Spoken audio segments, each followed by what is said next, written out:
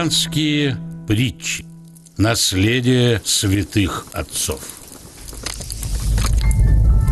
Что такое грусть?